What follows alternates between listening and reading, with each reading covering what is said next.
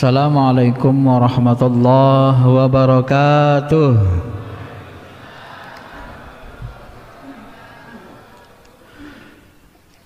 Alhamdulillahi rabbil alamin, wal aqibatu lil muttaqin, wala udwana illa 'alal zalimin. Allahumma salli ala sayyidina habibina syafi'ina wa maulana Muhammadin wa ala alihi wa sahbihi ajma'in, amma ba'd.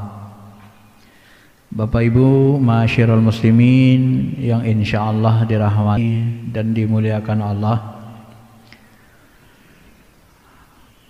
pada subuh ini kita akan mencoba menafsirkan, membahas tentang kisah Nabi Musa dan Nabi Khidir, sehingga tema ini lebih cenderung berjudul antara ilmu syariat dan hakikat. Sebahagian orang meneliti kisah ini berkaitan dengan adab antara guru dan murid, adab belajar. Ayat ini lumayan panjang. Sebenarnya dia ayat 60 sampai 80-an ceritanya, kisahnya.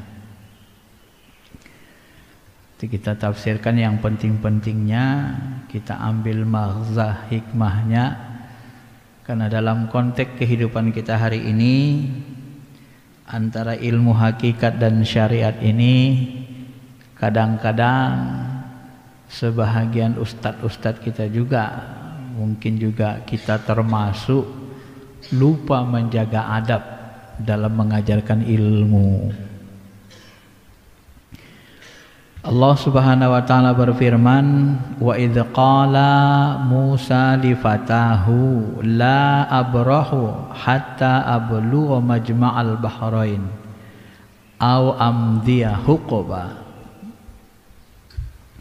Ingatlah tatkala Nabi Musa berkata kepada fatahu, ya. Fatah ini sebenarnya arti dasarnya pemuda. Di sini selalu dipahami atau diterjemahkan karena pemuda ini termasuk murid beliau atau yang selalu membantu Nabi Musa dalam melaksanakan pekerjaannya. Maka kadang diartikan fatahu di sini adalah ingatlah ketika Nabi Musa berkata kepada pembantunya. Siapa pembantu Nabi Musa?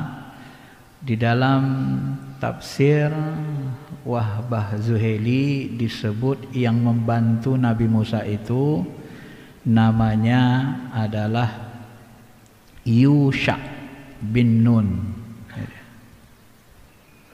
Yusha bin Nun bin Ibrahim bin Yusuf, berarti turunan anak cucu Nabi Yusuf alaihissalam.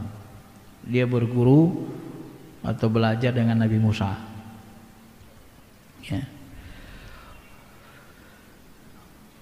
Kana yattabi'uhu wa yakhdimuhu wa yata'allamu min. Yusha bin Nun ini mengikuti Nabi Musa, yakhdimahu, dia juga mengabdi menjadi khadim, pembantu Nabi Musa, wa yata'allamu bih, dan dia juga belajar kepada Nabi Musa. Apa kata Nabi Musa kepada Yusha bin Nun? La abrahu la azalu sa'iran. Aku tidak akan abrah, tak akan putus asa, tak akan berhenti, ya. Hatta ablugha majma'al bahrain, sampai aku ketemu multaqa bahrai Paris wa Rum, sampai aku ketemu tempat bertemunya dua lautan. Jadi dua lautan di sini disebut, ya, lautan itu dekat dengan kota Rom dan Paris ini. Jadi bertemunya dua lautan. Ada juga yang memahami, ya, antara laut Al-Hindu dan laut Merah, Muhitul Hindi wal Bahr Al-Ahmar. Ya. Kenapa dia ingin pergi ke tempat itu? Saya kembali sedikit menceritakan awalnya. Satu waktu Nabi Musa ini pernah ditanya oleh Bani Israel umatnya, "Ya Musa, ada enggak orang yang lebih berilmu dari dirimu?" Lalu Nabi Musa bilang, "Oh, enggak ada." Dia merasa bisa takalam, bicara dengan Allah, dialog. Dia merasa paling berilmu karena dia Nabi. Lalu perkataan ini direkam oleh Allah, dilihat oleh Allah. Lalu Allah katakan, "Hei Musa, sebenarnya masih ada lagi pemuda yang lebih alim dari dirimu." Wah, kagetlah dia. Siapa itu? Kok masih ada yang lebih alim tentang kitab Allah, ilmu Allah daripada diriku? Ya, temuilah dia di antara dua lautan. Maka dia semangat betul mau belajar, menjumpai siapa laki-laki ini. Sampai dia katakan kepada pembantunya Yusha bin Nun, "La abrahu hatta ablughu majma'al bahrain." Aku tidak akan berhenti mencari, menemukan pertemuan dua lautan itu, ya. Tak akan berhenti. Au amdiya huqba, walaupun aku mencarinya sampai bertahun-tahun. Au amdiya huqba, walaupun aku mencarinya dahron tawila, dalam waktu bertahun-tahun yang panjang. Wah, ini kan. Jadi dari ayat pertama ini kita lihat semangat Nabi Musa itu untuk mencari atau mengetahui ilmu, belajar ilmu itu luar biasa. Nah, walaupun dia berjalan bertahun-tahun mencari Nabi Khidir, dia nggak peduli. Aku nggak akan berhenti, katanya. Nah, itulah semangat Nabi Musa itu, ya. Maka di sini nanti sebagian ulama mengatakan, ya memang menuntut ilmu ini kita harus bersemangat, apalagi yang kita cari ilmu untuk keselamatan, ilmu tentang Allah. Gak boleh berhenti, harus terus betul-betul, ya. Nah, ini termasuk adab belajar. Masyarul muslimin, Bapak Ibu yang dirahmati Allah Subhanahu wa taala.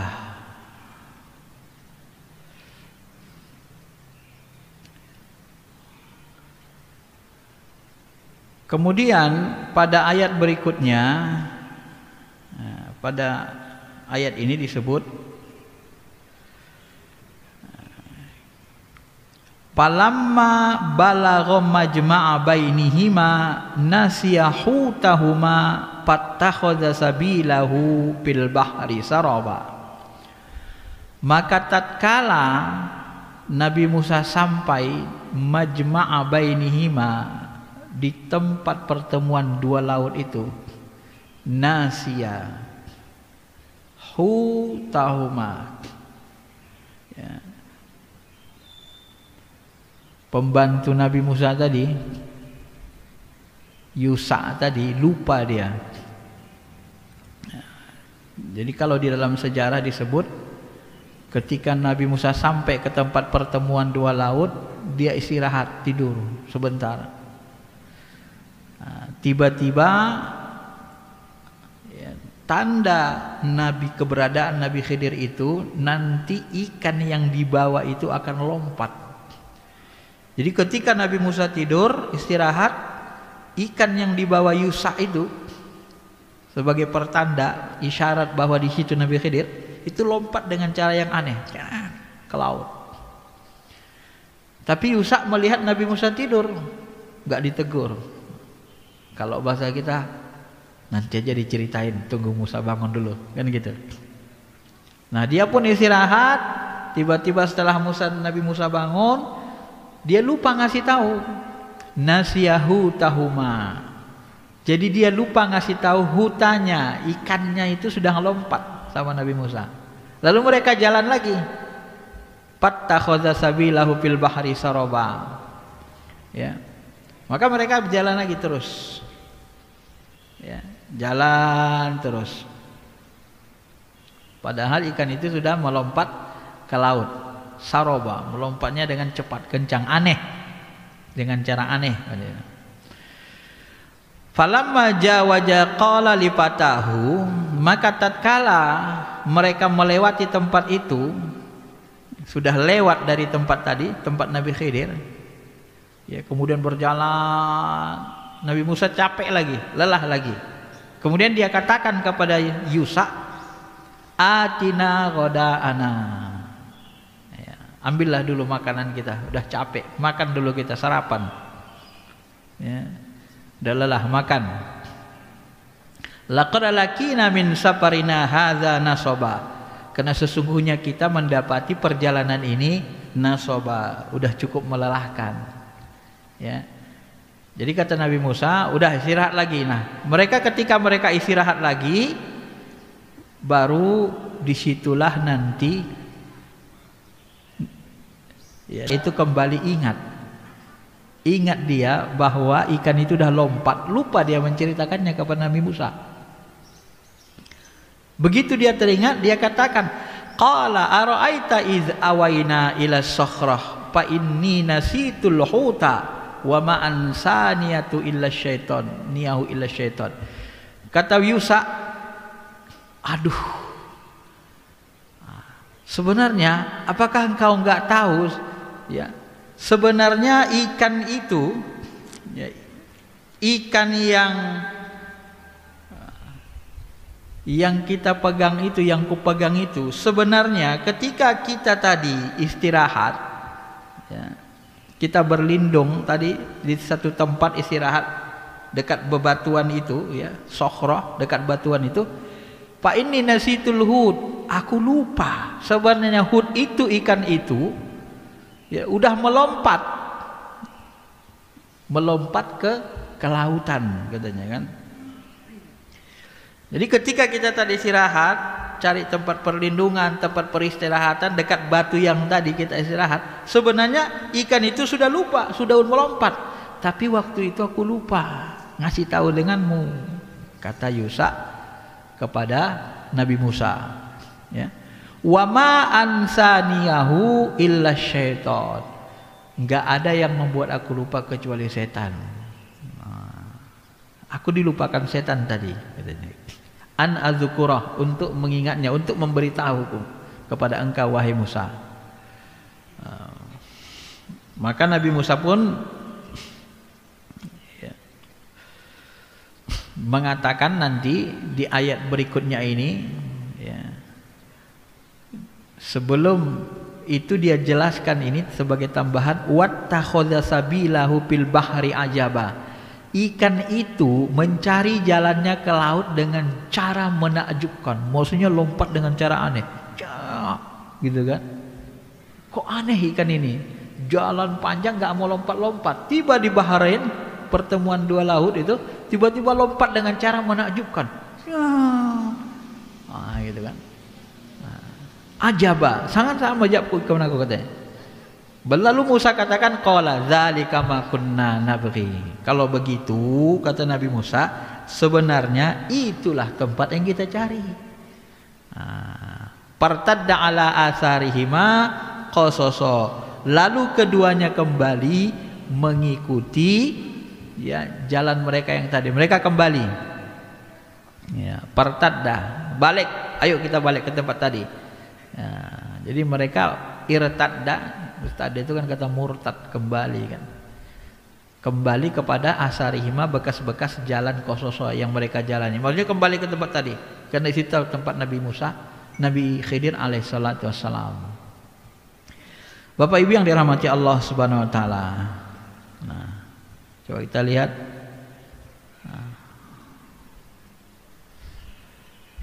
tafsir Wahbah Juheli untuk penambahan makna-maknanya ini. Ya.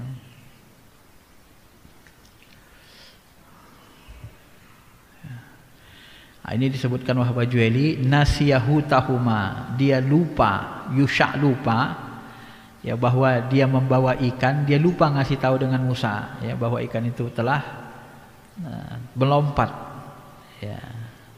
Fattakhadha sabilahu fil bahri sayriya, ya, dia melihat ikan itu melompat ke bahar, ke laut, itu dengan cara yang aneh. Begitu dia melompat ke laut itu, maka katanya pasorol mau alaihi kal kintoroh. Begitu ikan itu melompat, air itu langsung kintor, gitu. Nah, itu yang buat dia kaget itu. Jadi al kintor, ya.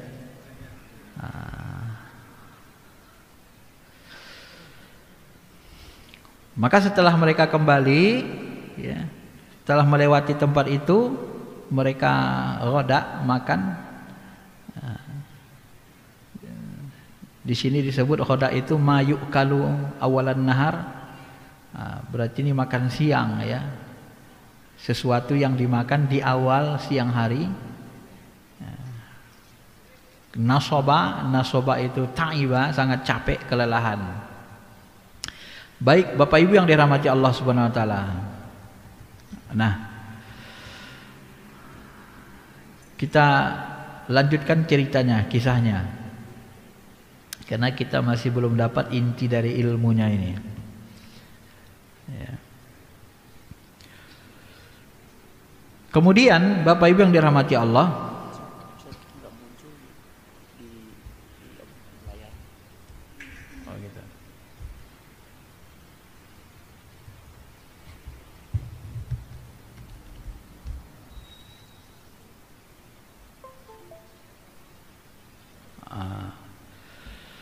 kemudian Bapak Ibu yang dirahmati Allah Subhanahu wa taala,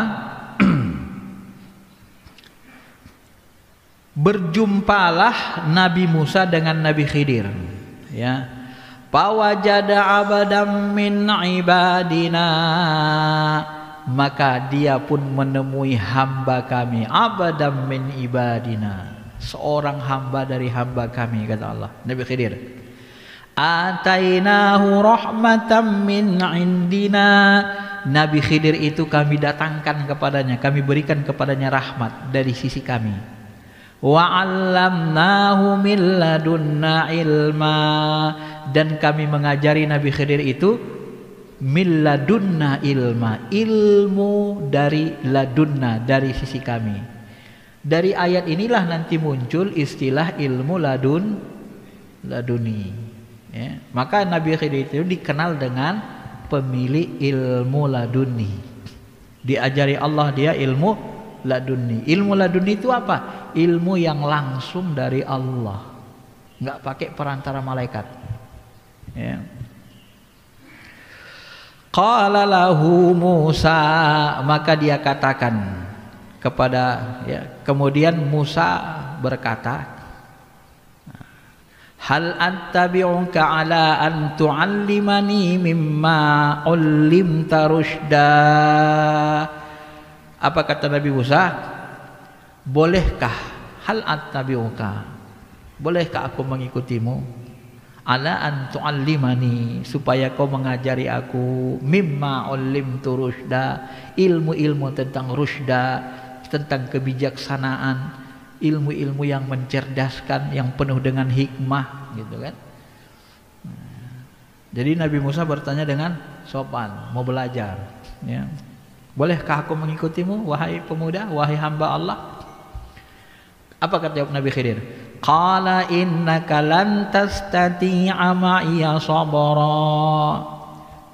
Kata Nabi Khidir, innaka, sesungguhnya engkau, lantas tati, gak akan sanggup, ma'iya sabra, kalau kau bersamaku, ma'i, bersamaku, kalau kau ikutin aku, lantas tati, engkau tidak akan sanggup sabar. Nanti kamu gak sabar melihat aku, kata Nabi Khidir. Lalu Nabi Khidir melanjutkan, wa kaifa tasbiru ala ma lam tuhit bihi khubra. Ya, bagaimana engkau bisa bersabar ketika engkau melihat sesuatu lam tuhit bihi khubra, yang engkau tidak diberikan kabar, tidak diberi ilmu tentangnya. Ilmumu lam tuhit, tidak meliputi kabar itu. Maksudnya engkau tidak punya pengetahuan tentang itu. Ya, kalau nggak punya pengetahuan tentang itu, ya, nanti kamu nggak bisa sabar. Ya, bagaimana kau bisa sabar? Sedangkan kau tidak mengetahui, yang nggak bisa sabar. Nah, kata Nabi Khidir. Di awal-awal sudah dinasihati Nabi Musa ini. Ya. Lalu apa kata Nabi Musa? Nabi Musa merayu lagi. Qala innaka lan tastati'a ma'iya sabra wa kaifa tasbir. Kata Nabi Musa, qala satajiduni insyaallahu sabira. Nah, dirayu lagi Nabi Musa. Insyaallah engkau akan mendapatiku, engkau akan melihat aku nanti, insyaallah aku akan sabar. Wala a'si laka amro, aku tidak maksiat dengan urusanmu. Maksudnya aku enggak akan mengingkari dirimu, aku akan sabar. Ya, belajar kepadamu dan aku tidak akan mengingkarinya. Nah, kemudian dikasih Nabi Khidir syarat kepada Nabi Musa. Qal, Nabi Khidir berkata, fa inittaba'tani fala tas'alni an syai'in. Kalau engkau mengikuti aku, fala tas'alni, jangan tanya-tanya kepadaku an syai'in, tentang sesuatu perbuatanku. Jadi kalau aku melakukan apapun, jangan tanya dulu. Perhatikan, diamin aja, lihatin aja, tonton aja. Hatta uhdisa laka minhu dzikra, sehingga aku sehingga aku menceritakan kepada engkau minhu dzikra, tentang perbuatanku itu. Untuk apa aku melakukan itu? Ya. Ya, kalau bahasanya, kalau belajar itu jangan banyak tanya. Nah, nanti tunggu dijelasin gurunya gitu kan. Nah, jangan memotong pembicaraan. Disuruh sabar, perhatikan. Maka dalam belajar ilmu laduni itu, Pak, ini dipakai adab ini. Sama mursyid itu kita gak boleh banyak tanya, apalagi menyinggung mursyid. Nanti ada momen tertentu buka pertanyaan, boleh nanya. Tapi jangan ketika kita langsung melihat dia melakukan sesuatu yang aneh, langsung kita, ini Tuhan, ini kenapa gini-gini? Enggak boleh langsung dikritik, enggak boleh langsung dikomentari, enggak boleh langsung dihakimi, karena kita belum tahu ilmunya. Kalau ada yang aneh, nanti ada waktu senggang baru tanya. Ya, atau tunggu dia menjelaskannya, nanti dia jelasin sendiri. Pengalaman kita belajar begitu, Pak. Nanti mursyidnya akan jelasin sendiri itu perbuatan aneh dia itu. Pasti dijelasinnya. Ya. Fantalaqa, maka mereka pun bergerak. Hatta idza raqiba fis sapinati kharaqaha, sampai mereka raqiba menaiki sapinah, ya. Naik sampan dia, naik perahu Nabi Khidir dengan Nabi Musa. Tiba-tiba begitu naik sampan, kharaqaha, ya, dia apa, dilobangi Nabi Khidir sampannya itu, ya, tenggelamlah. Kharaqaha, dilobanginya, tenggelam. Begitu nampaknya tenggelam, Nabi Musa nggak tahan dia, Pak, nggak tahan dia. Ini kok ditenggelamin ini, kan gitu kan? Apa kata Nabi Musa? Lalu Nabi Musa bilang, akhraqtaha litughriqa ahlaha laqad ji'ta syai'an imra. Yang tega lah kau melobanginya itu, katanya. Ayo kok kau lobangi itu, yang pemiliknya orang miskin yang punya, tenggelamlah liana itu, katanya. Dilobanginya sampan itu, tenggelamlah itu. Jadi cari nafkah dia nanti, nangkap ikan ke laut, ke sungai, ya tenggelamlah dia. Kalau bahasa kita, yang tega lah kau melobanginya itu. Emang mau kau bunuh orang yang punya itu? Kan gitu kan? Kalau bahasa tasawufnya ini, kayak ada sedikit buruk sangkai Nabi Musa jadinya sama Khidir kan? Padahal disuruh belajar sama Allah. Ya. Apa kata Nabi Khidir? Ya Nabi Khidir kan sedikit tersinggung juga karena tadi sudah dikasih syarat, jangan komentar sebelum saya jelasin. Apa kata Nabi Khidir? Alam aqul innaka lan tastati'a ma'iya sabra? Kan udah aku bilang tadi, kamu kalau ngikutin aku nggak bisa sabar sama aku. Nah, itu tadi kan aku bilang nggak usah ditanya. Di awal kan sudah saya katakan tadi. Nah, jangan tanya-tanya dulu, nanti saya jelasin. Kan udah saya katakan tadi kamu nggak bisa sabar bersamaku. Lalu Nabi Musa ngalah dia. Dia katakan, la tu'akhidni bima nasitu. Maaflah aku, janganlah hukum aku. Gitu kan? Iya maaf. Mohon jangan hukum aku. La tu'akhidni bima nasitu. Aku lupa. Sesuatu yang aku lupa jangan hukum aku. Wala turhiqni min amri usra. Ya, jangan persulit aku dalam belajar, dalam urusan ini. Mohon maaf.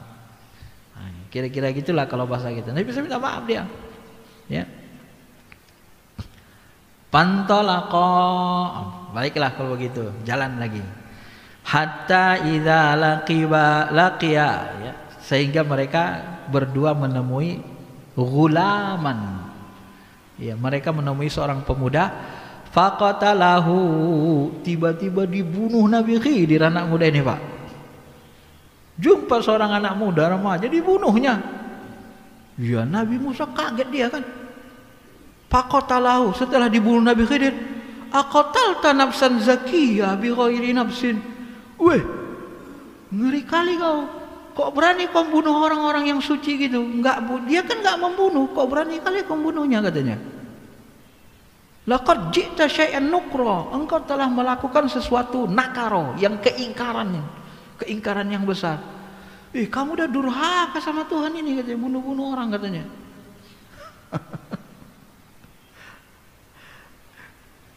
Coba. Nabi Khidir dianggap durhaka. Ya kan?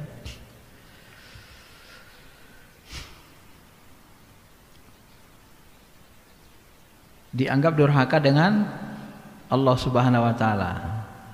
Ini ayat 73. Ya. Tafsir Wahab Juhaili tadi ayatnya dipotongnya. Dia sampai 73. Padahal ceritanya ini nanti dibaginya. Padahal ceritanya nanti sampai 82 ya. Maka kita coba ambil ayat berikutnya. Surah Al-Kahfi.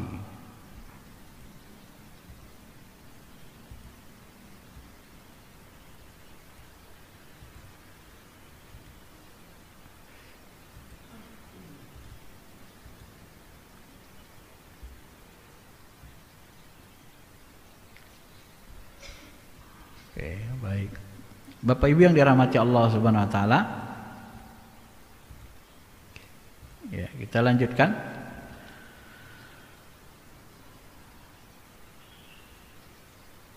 Qala alam aqul laka innaka lan tastati amaya sabra. Nabi Khidir balik mengatakan, kan udah ku bilang kepadamu sebelumnya, innaka lan tastati amaya sabra. Nanti kau nggak bisa sabar melihat aku belajar, nggak kuat sabar. Nah, udah 2 kali kan Nabi Musa 2 kali. Nah yang kedua kali ini apa komentar Nabi Musa? Qala in sa'altuka an syai'im ba'daha fala tusahibni. Kata Nabi Musa, oh iyalah aku mohon maaf. In sa'altuka an syai', nanti kalau aku tanya lagi kau sesudah yang kedua ini, fala tusahibni. Udahlah, enggak usah temani aku. Enggak usah kasih aku menemani dirimu katanya. Enggak usah jadi sohib lagi kita. Kira-kira ya. Jadi dikasih Musa garansi. Nanti kalau nanya lagi untuk ketiga kalinya, udah nggak apa-apa. Tak usah kau bolehkan aku lagi mengikutimu katanya. Qad balaghta min ladunni uzra. Ya, uzur. Qad balaghtu. Mohon maaflah aku ya. Itulah kelemahanku, itulah ujurku. Ya mohon maaf aku sekali ini mohon maaf. Izinkan lagi aku belajar ikut. Baik, kata Nabi Khidir. Kemudian fantalaqa, mereka berangkat lagi hatta iza ataya ahla qaryah. Ketemulah mereka sebagai penduduk. Dia masuk ke perkampungan atau pedesaan, ya, ketemu penduduk. Kemudian setelah ketemu penduduk itu, Nabi Khidir minta kepada penduduknya, istat'ama ahlaha, ya, kami datang dari jauh, boleh enggak kami dijamu? Boleh enggak kalian menjamu kami? Kata Nabi Khidir. Ya, minta makan namanya kan, minta dijamu. Ada makanan enggak? Kami datang dari jauh, boleh enggak kami makan di sini? Fa'abau ayyudayyifunaha. Ya, masyarakat kampung itu abau, enggak mau mereka, Pak. Yudayyifunaha, menjadikan Musa dan Khidir sebagai doib. Doib pun tamu. Duyub. Ya, mereka enggak mau menjamunya. Enggak mau. Apakah karena enggak kenal atau karena pelit, macam-macam lah ya, mungkin alasan mereka. Setelah itu mereka pergi, enggak mau orang itu jamunya, orang daerah situ. Setelah itu mereka berjalan lagi, pawajada fiha jidaroi, maka Nabi Khidir menemukan ada sebuah rumah yang dindingnya hancur, jidarnya hancur, bangunannya hancur. Ya. Yuridu ayyang qadda fa'aqamaha, jidar itu sudah mau hancur, sudah mau, ya, yang qadda sudah mau hancur, mau rusak, maka fa'aqamaha, dibenarinya. Jadi seolah-olah Nabi Khidir itu jadi tukang bangunan lah sebentar kan, dibenarinya rumah itu. Nabi Musa heran. Gimana Nabi Musa heran? Ini Khidir ini pemuda nih, minta dijamu sama masyarakat di sini, tak mau orang jamunya. Udah disakitin orang dia, tak mau orang menjamunya. Kok baik kali lah dia sama masyarakat sini.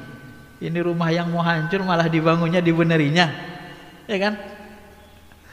Ya kalau bahasa kita manusiawinya, ya kalau sudah diperlakukan kasar sama masyarakat gitu, ya ngapain dibantu lagi? Biarin aja lah rumahnya itu, ya hancur-hancur lah. Ini enggak dibenerinya. Jadi kayak tukang dia itu. Ya. Dimenari Nabi Khidir. Enggak tahan Nabi Musa. Lalu Nabi Musa komentar lagi. Qala, Nabi Musa bilang, "Lau syi'ta latakhadta alaihi ajra." Sebenarnya kalau kau mau, engkau bisa meminta upah. Kau bangun rumah ini, minta aja upahnya sama mereka. Jadi uangnya kita buat untuk makan. Nah, kira-kira gitulah kan.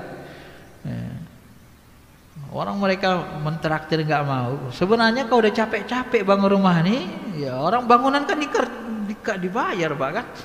Kalau kerja bangunan dibayar. Sebenarnya kau udah capek-capek gini, sebenarnya boleh minta upah kepada orang kampung sini katanya. Komentar lagi. Berarti sudah 3 kali kan dalam ayat ini. Nah, setelah 3 kali, apa kata Nabi Khidir? Qala, Nabi Khidir pun berkata, hadza firaqu baini wa bainik. Inilah perpisahan antara aku dan dirimu. Kenapa? Nabi Musa di sini sudah berjanji, ya kan? Apa janji Nabi Musa? In sa'altuka an syai'in, sekali lagi kalau aku bertanya tentang sesuatu kepadamu sesudah ini ba'da, fala tusahibni, udah enggak apa-apa, enggak kau kasih aku ngawani kau enggak apa-apa. Nah, Nabi sudah berjanji kan, komitmen. Pokoknya kalau sekali lagi aku mengganggumu bertanya, udah pisah katanya kan. Udah 3 kali. Maka Nabi Khidir katakan langsung, hadza firaqu baini wa bainik. Dan Allah itu kalau buat cerita simple, ringkas, memang begitu. Memang dalam riwayat ini kejadiannya banyak lagi. Cuman yang diceritakan 3 ini. Ya. Inilah perpisahanmu antara diriku dan dirimu. Sa'unabbi'uka bita'wil ma lam tastati' alaihi sabra. aku akan memberitahu engkau takwil. Nah, coba perhatikan. Di sini digunakan Allah kata takwil. Jadi satu perbuatan, satu teks ada terjemah, ada tafsir, ada takwil. Siapa yang bisa melakukan takwil? Orang-orang yang dalam ilmunya, orang-orang yang punya ilmu ladun nih seperti Nabi Khidir. Jadi kalau ada orang bilang haram takwil itu nggak ngerti dia. Soalnya kan Nabi Khidir aja mentakwil. Iya, takwil mimpi. Jadi takwil itu berasal dari kata awala, memalingkan makna dari makna zahir ke yang batin. Karena apa? Karena ada ilat hukumnya, karena ada sesuatu yang dituju dari itu. Kalau dalam bahasa usul fikih, di dalam usul fikih itu ada istilahnya maqasidus syariah, ada istilah ilat sebab. Jadi ketika seorang ulama melakukan sesuatu, apa ilatnya? Ketika mengatakan haram, apa ilatnya? Apa sebabnya? Dia menyebut itu haram. Ada alasannya. Jadi ketika kita melihat seorang ulama besar, orang soleh melakukan sesuatu yang aneh, tanya, telusuri, check and recheck, tabayun. Jangan langsung bilang, oh itu sesat itu, nggak usah ikuti. Jangan. Dia orang soleh. Nanti Tuhan marah sama kita. Ya. Maka adab-adab kita bersikap kepada ulama-ulama soleh, orang-orang beriman itu harus baik sangka. Maka di dunia tarikat spiritual memang begitu. Nanti ada kiainya melakukan sesuatu yang aneh, nggak langsung kita, nggak boleh langsung kita katakan sesat. Kita tanya dulu. Ya, ada momen yang bagus, tanya. Kalau nggak berani kita nanya, segan kita takut dia tersinggung, ikutin aja. Nanti ada jawabannya dari lisan dia atau dari muridnya atau orang dekat sama dia yang menjelaskan perbuatan itu. Pasti nanti ada. Kalau pengalaman kita begitu, ya, segan kita menanya, nanti ada tiba-tiba yang dekat sama guru itu jelasin, yang tahu dia. Tiba-tiba dalam obrolan kita dia jelasin sendiri, otomatis. Itu belajar ilmu hakikat. Ya. Maka Nabi Khidir pun ditakwilnya, dijelaskannya 3 perbuatan itu. Aku akan menjelaskan takwil perbuatan-perbuatan malam tastati alaihi sobro, yang kau tidak bisa sabar. Yang pertama kata Nabi Khidir, ammas sapinatu pakanat limasakin. Adapun sapinah tadi, perahu tadi yang kubolongi lubang itu supaya dia karam, supaya dia ya tenggelam, itu adalah limasakin, milik orang-orang miskin. Ya, mereka nelayan miskin. Ya'maluna fil bahr, mereka bekerjanya di laut cari ikan. Ya. Fa'aradtu an uibaha wa kana warabahum malikun. Ya, aku melakukan itu karena aku ingin membebaskan mereka. Kenapa? Karena di belakang mereka itu ada malikun, ada raja, raja jahat namanya ya. Nah, raja jahat yang bagaimana? Ya'khudhu kulla sapinatin ghasaba, dia akan merampok seluruh sapinah, seluruh kapal-kapal yang sudah dapat ikan, dia akan rampok semuanya. Diambil. Jadi kalau bahasa kita, ya, daripada capek-capek orang fakir miskin nyari ikan ke sana kemari, udah dapat penuh kapalnya, sampannya, tahu-tahu nanti nyebrang mereka dirampok sama raja, diambilin semua. Ya udah tenggelamkan aja. Begitu tenggelam mereka nggak capek nyari kerja yang lain. Maka kadang-kadang Bapak Ibu, ilmu Nabi Khidir langsung dari Allah, ilmu ladunninya, ya. Karena langsung dari Allah, dia sifatnya hikmah. Kadang-kadang dalam kehidupan itu kita pun begitu. Ketika kita dicegah Allah mendapatkan sesuatu, kita berontak seperti berontaknya Nabi Musa. Padahal di balik itu ada rencana yang kita nggak tahu lebih baik gitu loh. Itulah ilmu laduni itu kan. Karena itulah disebut ilmu Nabi Khidir lebih tinggi dari ilmu Nabi Musa. Maka Nabi Musa disuruh belajar dengan Nabi Khidir. Ya. Maka disuruh belajar Nabi Musa dengan Nabi Khidir. Karena ada lagi yang lebih tinggi ilmunya dari Nabi Musa. Nah. Yang kedua kata Nabi Khidir, wa ammal ghulam, adapun ghulam tadi, anak pemuda itu yang kubunuh, pakana abawahu mu'minin, ayah maknya itu orang beriman, orang yang taat kepada Allah. Fakhoshina, kami takut. Nah, dia menggunakan kata kami. Saya, Allah Ta'ala, ya, dilibatkannya. Kami takut, Allah Ta'ala takut, kami takut, saya dan Allah Ta'ala khawatir, kira-kira gitulah ya. Ayyurhiqahuma tughyana wa kufra, dia memaksa ayah emaknya itu tughyanan, menjadi durhaka dan kufur, kafir kepada Allah. Kenapa? Karena anak ini anak sematawayang, anak kesayangan satu-satunya. Dan orang tuanya sangat sayang sama ini, tapi bandalnya, durhakanya minta ampun. Ya. Jadi dikhawatirkan kalau dewasa nanti dipaksanya orang tuanya supaya kafir, supaya durhaka sama Allah. Nah, anak durhaka ini, maka dibunuh Nabi Khidir. Ya. Setelah dibunuh, apa kata Nabi Khidir? Ya. Fa'aradna ayyubdilahuma rabbuha ma khairam minhu. Sebenarnya Allah Ta'ala, Tuhan mereka berdua, ingin mengganti anak itu dengan yang lebih khairam minhu, lebih baik dari anak itu. Jadi Nabi Khidir itu membunuh atas perintah Allah, karena Allah ingin mengganti anak yang lebih soleh. Ya. Khairam minhu zakatan, lebih suci, lebih bersih anaknya, lebih suci hatinya. Wa aqraba ruhma, lebih kasih sayang, rohim, kasih sayang kepada orang tuanya, akrab, dekat. Jadi kenapa Nabi Khidir membunuh anak muda itu? Karena perintah Allah, karena Allah mau mengganti dengan anak yang lebih baik, lebih soleh. Ya. Lalu kalau begitu salah nggak Nabi Khidir? Nah, nanti kita jelasin. Nanti kita jelasin ya. Kita habiskan dulu dikit lagi. Wa amal jidaru pakana li ghulamaini yatimaini. Adapun jidar tadi, dinding rumah yang hancur tadi, yang kubagusin, kubenerin, pakana li ghulamaini, itu punya dua anak remaja belum dewasa, dua anak yatim. Fil Madinah, di kota itu yang kita diusir, nggak dikasih makan. Wa kana tahtahu kanzul lahuma, di bawah bangunan itu ada harta orang tuanya, harta warisan, banyak harta di situ. Wa kana abuhuma solihah, ayah anak ini orang soleh.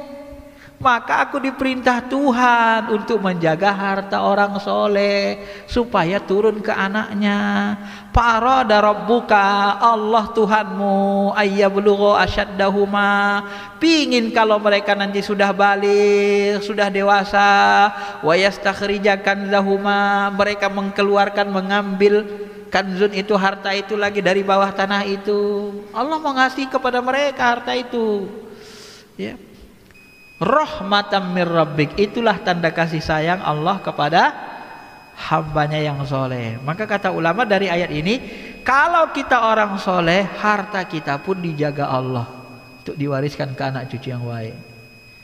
Itu pula Nabi Khidir ikut membantu, ya, orang tua.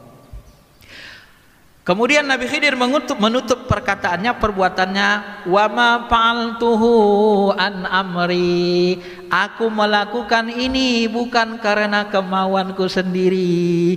Zalika ta'wil, itulah ta'wil, palingan makna, malam tastati alaihi sabra, yang kau tak bisa sabar Musa. Jelas Nabi Khidir diperintah Allah, jelas Nabi Khidir berbuat atas nama Allah. Nah, jadi apa yang kita peroleh dari sini? Nah, di akhir-akhir ini perdebatan ilmu syariah dengan hakikat menguat. Maka saya angkat tema ini. Ilmu Nabi Musa, ilmu syariat zahir. Ilmu Nabi Khidir, ilmu laduni, ilmu hakikat, Inilah munculnya ilmu itu. Makanya muncul istilah ilmu syariat dan hakikat. Ya dari sini. Secara sederhana, kasat mata, syariat jahir, ketika Nabi Musa merusak atau melobangi sampan, ketika Nabi Musa membunuh orang yang suci tidak membunuh, ketika Nabi Musa membangun rumah, Nabi Khidir ya, Nabi Khidir membangun rumah, Nabi Khidir membunuh seorang pemuda, Nabi Khidir melobangi perahu, membangun rumah anak yatim, tidak minta upah, padahal dia diusir dari kampung itu, tidak diberi makanan, tidak dijamu, tapi dia tetap berbuat baik. Secara syariat kasat mata, Nabi Khidir melakukan perbuatan yang salah, aneh. Tapi kapan itu salah? Ketika kita memandangnya dalam satu perspektif ilmu.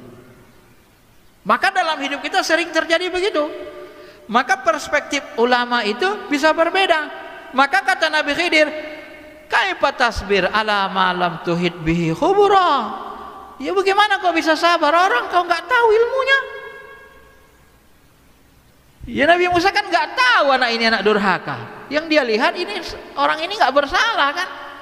Nggak tahu ini anak durhaka. Nggak tahu bahwa Allah ingin mengganti dengan yang lebih baik, lebih soleh.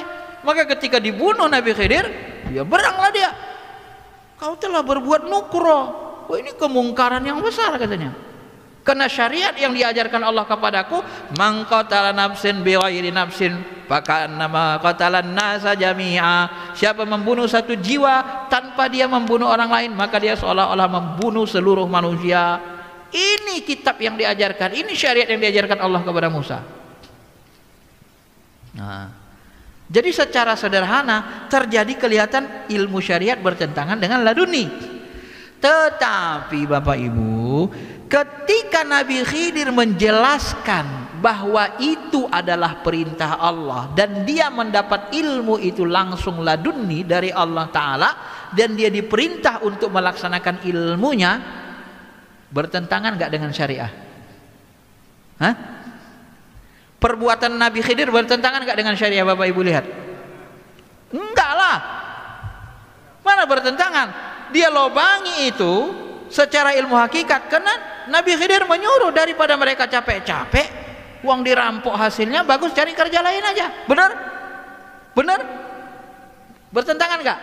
Nggak bertentangan. Ya daripada anak ini nanti buat orang tuanya kafir, bagus dibunuh supaya Allah mengganti dengan yang lebih soleh. Bertentangan nggak? Nggak bertentangan. Nah, kapan ilmu hakikat bertentangan dengan syariat? Ketika kita belum mengetahui makhzanya, ilatnya, alasan perbuatannya.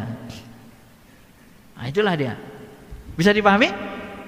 Kapan kita mengatakan ilmu syariat, ilmu hakikat laduni bertentangan dengan syariat? Ketika kita belum mengetahui alasannya, penjelasannya. Setelah diberitahu Nabi Khidir penjelasannya, ternyata tidak ada yang bertentangan. Disitulah kita dibutuhkan kesabaran untuk mempelajari ilmu hakikat. Nah, maka ilmu hakikat ini diajarkan Nabi Khidir kepada siapa? Nabi Khidir hanya mengajarkan ilmu hakikat kepada para nabi, para rasul, dan para wali. Kalau nggak nabi, nggak rasul, nggak wali, nggak dikasih tahu ilmu ini. Kalau orang biasa nggak dikasih tahu, Pak, nggak didatangi Nabi Khidir, nggak diajari. Murid Nabi Khidir itu semuanya para nabi, para rasul, kecuali nabi kita Nabi Muhammad SAW. Nabi Muhammad tidak diajari. Pada masa Nabi Khidir tidak pernah datang mengajari Nabi. Kenapa? Karena ilmu Nabi Muhammad SAW adalah ilmu Sayyidul Anbiya. Ilmunya ya, melampaui seluruh para nabi dan rasul. Karena beliau yang paling dekat kepada Allah. Maka Nabi Muhammad itu dia punya ilmu zahir, ilmu batin. Dia punya ilmu yang kasat mata, yang tak kasat mata. Ilmu yang kasat mata gampang mengkonfirmasinya, yang susah itu yang tidak kasat mata. Bagaimana mengkonfirmasi kebenarannya? Misalnya Nabi mengatakan, sawu supupakum, rapatkan saf kalian. Sebab saf yang tidak rapat nanti akan datang setan berbentuk anak kambing di tengah-tengah saf yang kosong. Bagaimana kita membuktikan kebenaran kata-kata Nabi ini? Kalau tidak pakai ilmu kasyaf, nggak bisa kan? Dari mana Nabi tahu bahwa itu datang anak kambing, setan berbentuk anak kambing? Ya dari kasyaf beliau, dari laduninya. Nah, jadi Nabi memang sunnahnya ada sunnah zahir, ada sunnah batin. Ini Islam itu komplit, syariat itu komplit, berisi zahir, berisi batin.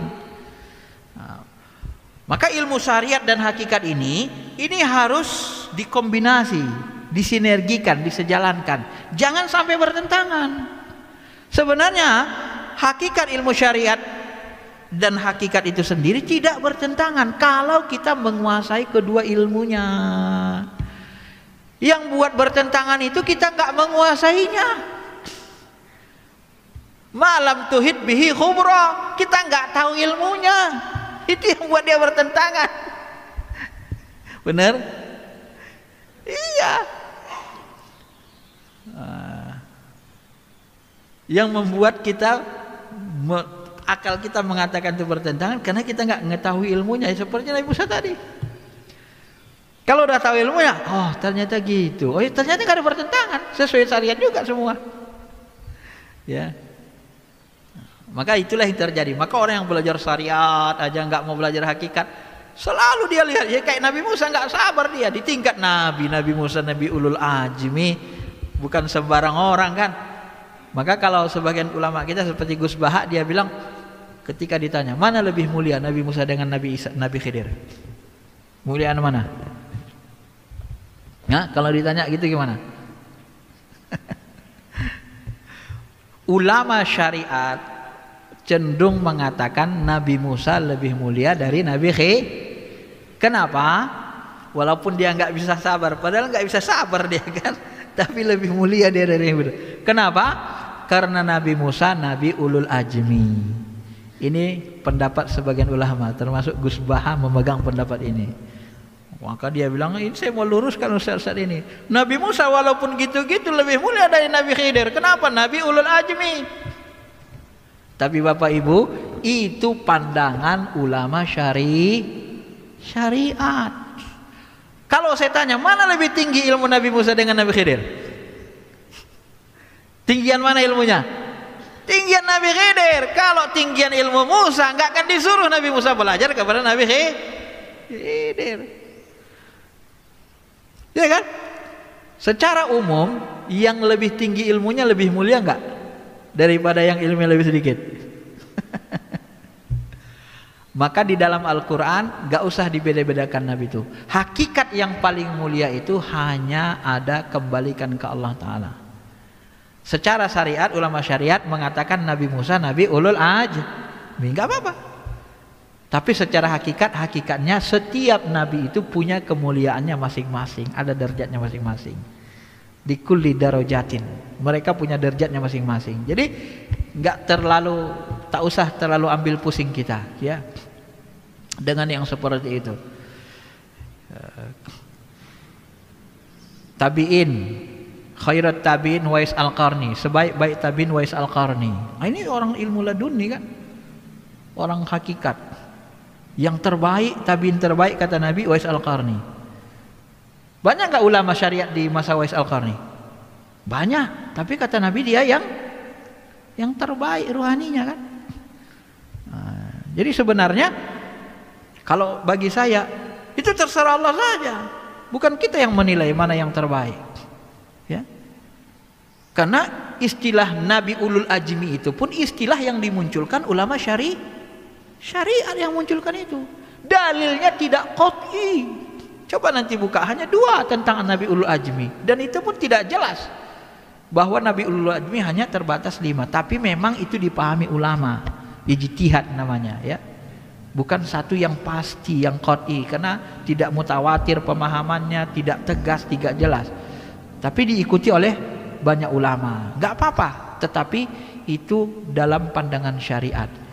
Saya hanya mau mengatakan, jangan cepat sekali kita membenturkan antara ilmu syariat dan hakikat. Apabila kita melihat sesuatu ulama besar melakukan yang secara sederhana bertentangan dengan syariat, jangan langsung memvonis dia sesat. Telusuri dulu, timbang dengan syariat. Nah, telusuri maksudnya, isinya, maksud, tujuannya, baru nanti timbang dengan syariat. Gitu. Karena akhirnya nanti sesuai dengan syariat. Ya. Ketidaktahuan kita yang mengatakan sehingga nanti katakan meladun itu tidak sesuai dengan syariat. Padahal kalau kita diberitahu ilmu itu, oh ternyata gini ya, pantaslah dibunuh Nabi Khidir. Ya lebih baguslah dibunuh Nabi Khidir. Kalau nggak dibunuh kan bahaya. Kalau dibunuh Nabi Khidir, anak itu masuk surga. Kenapa? Dia belum balik. Masuk surga, masih bisa masuk surga. Kalau dibiarin dewasa, matinya mati kafir, ayah maknya kafir, lebih bahaya. Tiga-tiganya masuk neraka. Lebih baik nggak? Lebih baik dibunuh. Sesuai syariat nggak? Sesuai. Siapa bilang nggak sesuai syariat? Dari mana ilmu itu? Dari Allah, bukan Khidir sendiri maunya sendiri. Siapa yang memerintahkan bunuh? Allah. Jadi kita, ini inti yang terakhir. Jadi kita Bapak Ibu berbuat harus berdasarkan ilmu. Nabi Musa berbuat berdasarkan ilmu syariat yang Allah ajarkan. Nabi Khidir berbuat berdasarkan ilmu yang Allah ajarkan. Jadi kita mentaati Allah itu berdasarkan ilmu. Nabi Musa mentaati Allah dengan ilmunya, Nabi Khidir mentaati Allah dengan ilmunya. Maka dari itulah nanti kadang-kadang perspektif kita itu beda dalam memandang sesuatu. Sehingga Nabi mengatakan, udah jangan berdebat. Siapa yang menghindari perdebatan, dijanjikan orang Allah rumahnya nanti di sorga. Allah bangunkan rumah di sorga. Karena perspektifnya beda. Bisa-bisa dua-duanya sama-sama. Siapa yang menghentikan perdebatan walaupun dia benar, maka Allah berikan dia ganjaran pahala surga. Paham? Bisa dipahami nih Pak ya. Maka seperti itu. Maka kalau orang soleh kita baik sangka ya. Tapi kalau orang fasik, jalan-jalan dia tiba-tiba dibunuhnya anak orang. Kenapa kau bunuh ini? Ya supaya diganti Tuhan dengan yang lebih baik, seperti Nabi Khidir katanya. Nah, ini boleh nggak kita benerin? Memang pembunuh dia Pak. Dia orang fasik, kerjanya bunuh orang terus. Ini orang fasik nggak bener ini. Kapan orang begini dapat laduni kan begitu kan? Orang fasik. Tapi hati-hati juga. Hati-hatinya begini, ada kiai dianggap dekat dengan Allah, laduni, lalu mohon maaf, nanti dijinahinya santrinya. Itu jina itu sudah jelas-jelas kan. Ada yang seperti itu, nggak berani ngelapor. Kenapa? Ya karena dianggap udah wali. Bahaya Pak. Itu udah melawan syariat, ya. Itu nggak bisa ditawil. Macam mana mentakwilnya? Bisa nggak dia menjelaskan takwilnya? Bisa nggak menjelaskan takwilnya? Nggak bisa. Kalau nggak bisa dia jelasin takwilnya. Tapi kalau dia orang soleh, ada perbuatannya aneh, jangan dipitnah. Ini penjelasan terakhir, alat bantu. Aisyah istri Rasulullah SAW, satu waktu dalam perang jatuh emasnya, rantainya. Hilang, nggak ketemu. Dia cari, tiba-tiba Rasulullah dan sahabat sudah berangkat. Dia ketinggalan di belakang sendirian. Gara-gara nyari emasnya jatuh. Padang pasir, ketimbun pasir. Setelah ketemu, tiba-tiba sahabat udah pulang ke Madinah semua, di jalan tiba-tiba muncul seorang sahabat, ting ting ting ting, satu orang sahabat naik kuda. Aisyah, kenapa kamu sendirian di sini? Yang lain sudah pada pulang. Diceritakannya. Lalu dibawanya lah, diboncengnya naik kuda. Setelah dibonceng naik kuda, dituduhlah Aisyah ini berzina dengan sahabat yang membawa. Muncullah namanya hadisul ifki. Hadis fitnah. Hadis fitnah Aisyah berzina. Sampai Rasul mendiamkan Aisyah, sampai Abu Bakar pun menampar Aisyah gara-gara peristiwa ini. Sampai ada kata Nabi seorang yang kalian percaya, dia orang beriman yang selalu amanah, sampai dia cenderung mengatakan, mengiyakan bahwa Aisyah itu berzina. Apa yang terjadi? Marah Allah Ta'ala. Kenapa kalian tidak berbaik sangka kepada orang beriman? Kenapa kalian tidak berbaik sangka kepada orang beriman? Kata Allah. Sampai dalam ayat lain dikatakan ulama, al-khabisatu lil khabisina. Kalau Aisyah itu penjina, seorang penjina tidak akan dinikahkan Allah kecuali kepada penjina. Kalau bahasanya, yakin gak kalian Rasulullah itu penjina? Sehingga kalian menuduh istrinya penjina? Wow, ngeri kan Pak? Marah Allah Ta'ala. Orang-orang yang punya penyakit dalam hatinya itu suka memfitnah orang beriman, suka dengan hoax. Orang yang hatinya berisi munafik suka cenderung kepada hoax. Nggak ada 4 orang saksi. Silahkan datangkan 4 orang saksi kalau dia mereka zina. Kalian tidak punya saksi, kenapa kalian berburuk sangka? Aisyah itu orang soleha, Aisyah itu istri Rasul kalian. Kok kalian buruk sangka? Tidak dikonfirmasi. Inilah maksudnya Pak. Jadi kalau orang soleh kelihatan aneh, dalam tradisi aneh loh. Orang kafir Quraisy tradisinya tiba-tiba berdua-duaan dari bukit-bukit sana, laki-laki perempuan. Ya, dianggap orang bekas zina kan. Tapi karena dia orang soleh, disuruh Allah kita berbaik sangka. Kenapa? Karena kita tidak melihat dia melakukannya. Dia hanya boncengan saja. Maka tanya alasannya. Check and recheck. Tabayun. Kenapa terjadi begini Aisyah karena gini? Kan dijelaskannya.